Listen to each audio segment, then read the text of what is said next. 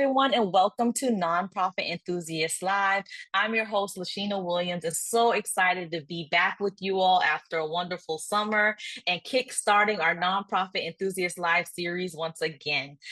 Today, I have a wonderful guest, Gabriella Cray, who we're going to be talking a little bit about strategic planning, fundraising, and a little bit of everything to help build the capacity of your organization.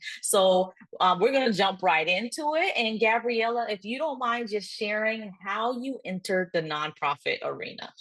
Of course. As Lasheena mentioned, I'm Gabriella Cray. I'm the Chief Brand Strategist of Beyond the Logo. And my journey into the nonprofit space was really, I would probably say it started when I was really young. So my mom was really big on like making sure that as children, we understood like not everyone has the life you have. So every holiday, we were opening gifts, but then we were going down to a soup kitchen somewhere. We were handing out gift bags. We were doing some sort of giving back. And so, even from when I was younger, I always understood that giving back was important. And that being able to support your community when you're in the position to do so is super important. So fast forward the tape, I end up going into manufacturing out of college, and so I worked as a revenue manager. I then ended up being a consultant, traveled all across the country, throughout Mexico. And during that time is when I decided that I wanted to start my own marketing agency. And so when I started my marketing agency, I was actually working with small businesses until a family friend who had a nonprofit came up to me and was just like, what you are doing over there, you need to be doing over here. Come over here and check us out and see what you think. And so it really was something that I fell into. And once I was in the space, I loved it because while I enjoy supporting small businesses, I think supporting nonprofits is a little more special because you know that every single action you're taking is helping someone. And so I started off with my first client in the nonprofit space, and now 5 years later, here we are. We're serving nonprofits across strategic planning, digital marketing, and community engagement. So it's been a really fun ride. And that's how I got here. Love it. And the timing of this conversation is absolutely perfect because this is one that I've been having frequently, especially when it comes to marketing organizations, public, relations, getting your brand out there, not being the best kept secret. So I would love to hear some tips that you have for organizations in that arena. Let's say they're just getting to this phase of, okay, we're ready to start introducing this factor of marketing and fundraising and I mean not fundraising, but that marketing aspect. What are some tips that you have for organizations?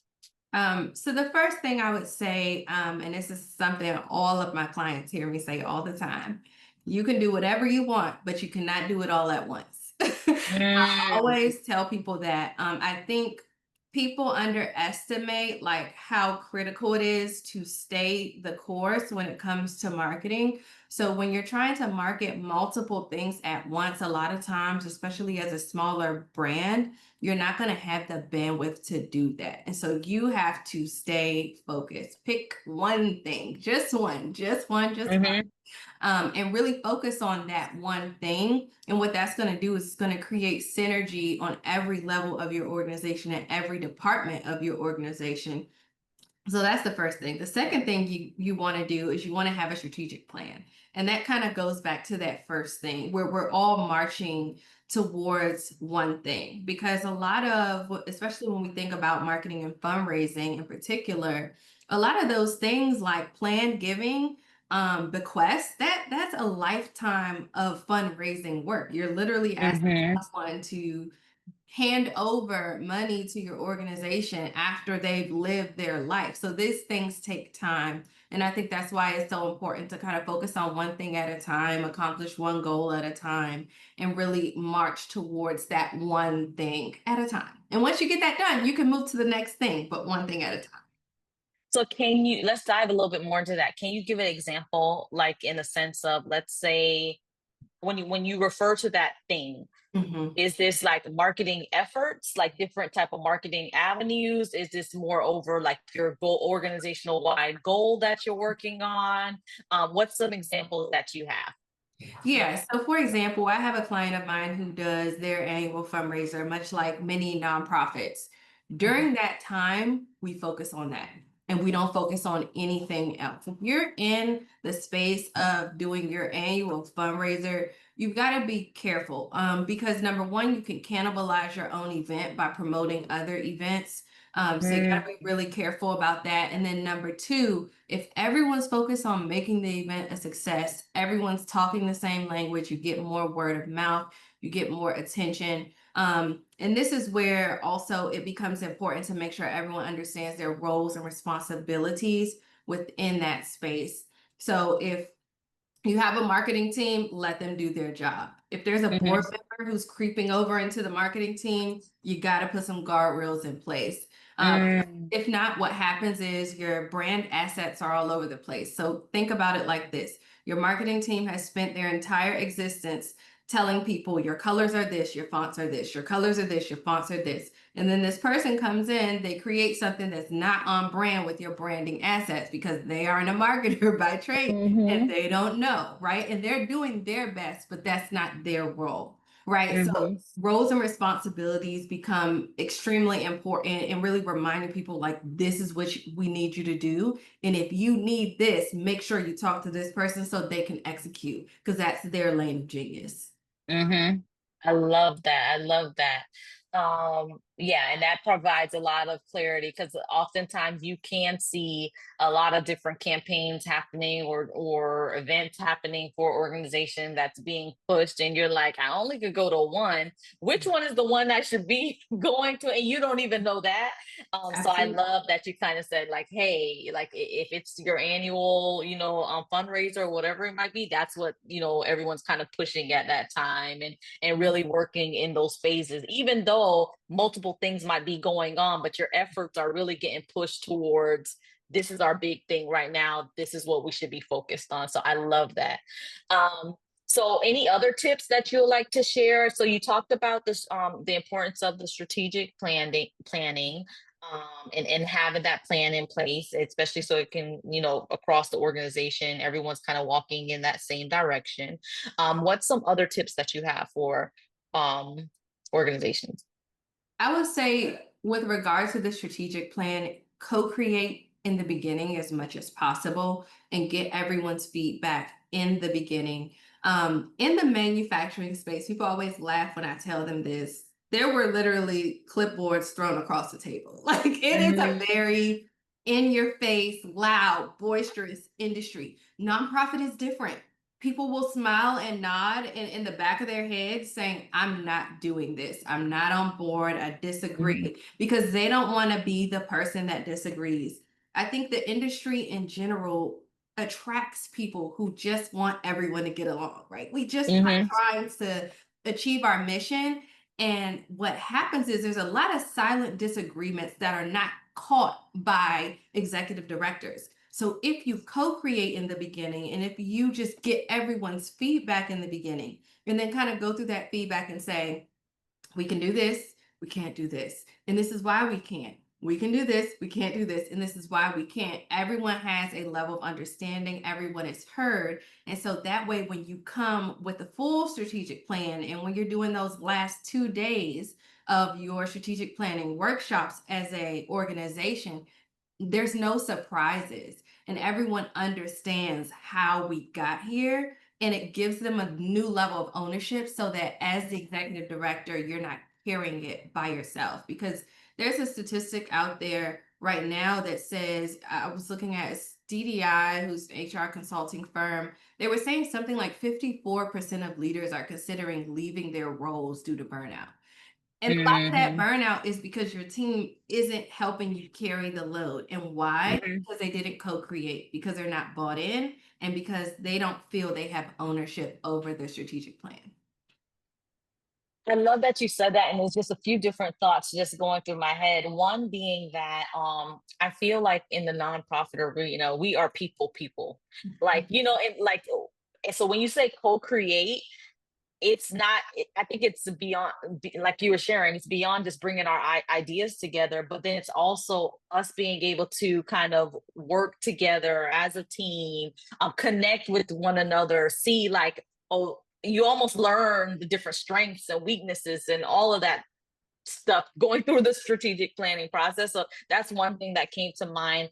Another is like, just yeah, having those voices together when you develop that strategic plan, and not putting that strategic plan down. And oftentimes what happens is organizations will go through this whole process. They'll bring in some others to kind of facilitate the strategic planning process. There's like, okay, cool, we did that, it's on paper, let's go, kind of thing, until it runs out in the next few years. But then as a part of your process, building it in, whether it's with the external consultant, or it might be after external consultant do their part, how do we turn this now into a work plan and give it legs, so that everyone's kind of executing, but we're all working towards this common goal, for the organization. So those were just a few things that kind of popped out when you were talking about that co-create and the importance of doing that, especially in that strategic planning process. Because once you have it, once everyone kind of agree in a line, then you can all kind of funnel out and kind of, go run and do your parts, but Yeah. everyone's still on the same page. Yeah. Absolutely.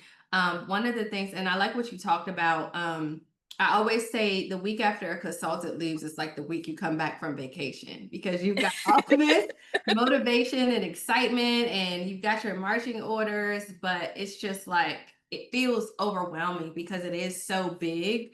One of the things I learned, and this is the one thing I love about not being from the nonprofit space, because I'm able to bring in other stuff that I learned in manufacturing. So I have a Six Sigma certification, which is process Hmm. improvement. And one of the things they teach you is, after you put something in place, you need to do a 30-day review, a 60-day review, and a 90-day review.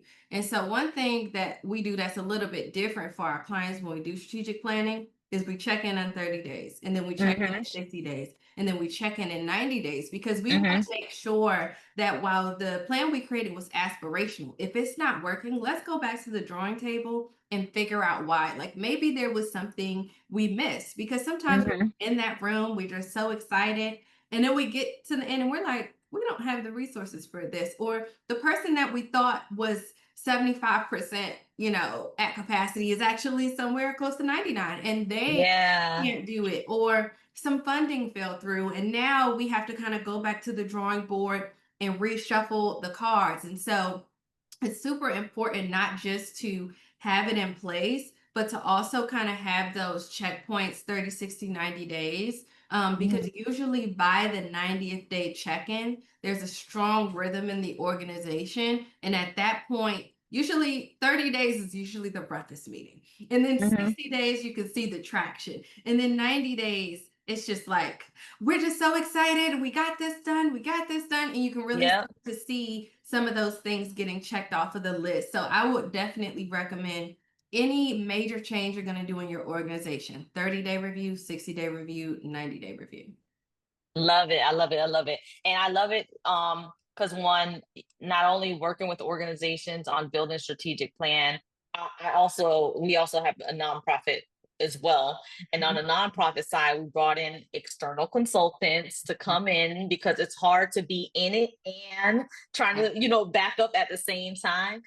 So we brought in the external consultants to come in, and we probably worked about 6 months on the strategic planning process through interviewing and all these different aspects in order to be able to build it. And then, of course, at the end, we had our 3-year plan. And there are some things within our plan, what we're 6 months into our new year, which is the start of our new strategic planning plan going into effect.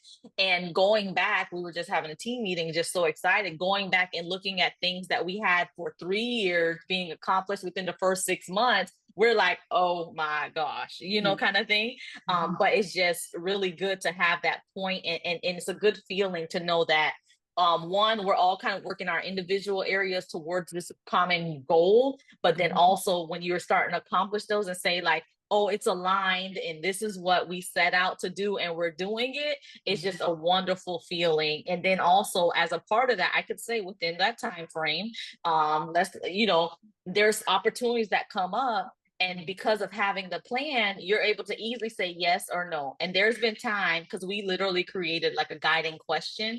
And for us, it's like, does this increase impact, for our year round impact? Yeah. There's been times I came up with ideas and the team will literally recite that question to me. And I'd be like, no. Then they're like, okay, let's not spend any more brain power on this, moving on to the next. And I just got to respect it because this is something we established and co created Hmm. together. Yeah. And Yeah. that co-creation makes moments like that, it removes the tension from the room. Yep. Because we remember we all agreed. And then you're like, oh, that's right. That's right. That's right. And it changes the Yep. moment because now, as an individual, you don't feel like your idea is rejected.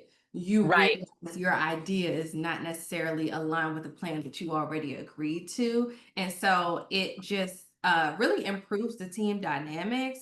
It Hmm. can reduce burnout when you think about just like people feeling like they're working in an environment that doesn't appreciate their ideas, right? That contributes to Yep. burnout too. So the benefits are just so limitless of co-creating. Yeah, I love it. So that someone who is tuning in right now, this is your sign. If you don't have a strategic plan, how can you get one started? You got people here who can help you along the way. Let's say that you have one and it's time to dust it off. Go ahead and pull that strategic plan out. And if you're rocking it, go ahead and celebrate that moment. Celebrate these moments. And just keep going and normally when you're getting ready to if you're meeting most of your goals soon, it's going to be another conversation. How do we go back to the drawing board now that we've grown? How do we get to the next level and this new season for us? So yes, I think someone's tuning in that needed to hear this reminder around strategic plans. I truly appreciate that. Anything else that you want to share around marketing, fundraising, any of those other topics? Let me think. I would also say, you touched on multi-channel marketing earlier. Mhm. I would say do as many channels as you can do consistently. And also meet your donors, clients, or whoever it is you're trying to reach where they are. One of the things that happens oftentimes, especially with our digital marketing clients, is they'll come to us because there's a new network on the scene. The most recent one was Blue Sky. And so as their team, I pulled the demographics and I send them a deck and it just says, this is your audience, this is their audience. They are not the same. So I would Mm, say go to where your people are and put come on. effort there. Don't feel like because everyone is on TikTok, that's where I need to be. I mean, your audience is not on TikTok, especially if you're trying to reach donors, at least not right now. There's the great wealth transfer, but that would have to be a whole other Yeah. podcast. So, but I Yes. would just say go where your people are. Make sure you're where your people are. And if that's not online, that's okay. I love it. I love it. I love it. You're so right. And I think that advice can go across the board, whether it's digital or it's even going into in person physically to Yeah. certain events and so Mhm. forth. Because sometimes you want to participate in all the events, but that's not your target audience, or Mm. that's not the place where you're going to get whatever your goal may be, whether it's increasing the donors or clients or whatever it might be. So I think that's a really good tip that can go across the board when it comes to being able to market and share the great work that your organizations are doing. Absolutely. Love it. Okay, so if someone wants to get in contact with you, what's the best way for them to do so? Well, the first thing I want to say is if you are in that group of needing a refresh, you need like a super light touch. I'm doing a webinar series starting next week called Lead with Clarity. And it's a Okay. 3-part webinar series for nonprofit leaders. It's literally 1 hour per webinar because I know your time is tight. We get in there, we hit the most important points and we roll on to the next one. So the first one is designing direction, and it's all about the co-creation that I talked about. Mm, So you'll see that on all of my social media pages. We are at Wanna Go Beyond on all platforms, and I am Gabriella Cray on LinkedIn. So You can connect with me there, or you can go to our website, which is wannagobeyond.com. Also, social media platforms want to go beyond. So that's the best way to reach us, to kind of follow along, and just to continue to get helpful tips when it comes to marketing, strategic planning, and community engagement. Yay, I love it. Thank you so much for coming on and joining us. Hopefully, if you ever want to come back on throughout the year, you are more than welcome to. And I hope you all found some helpful tips, and we'll see you next time on Nonprofit Enthusiast Live. Bye, everyone.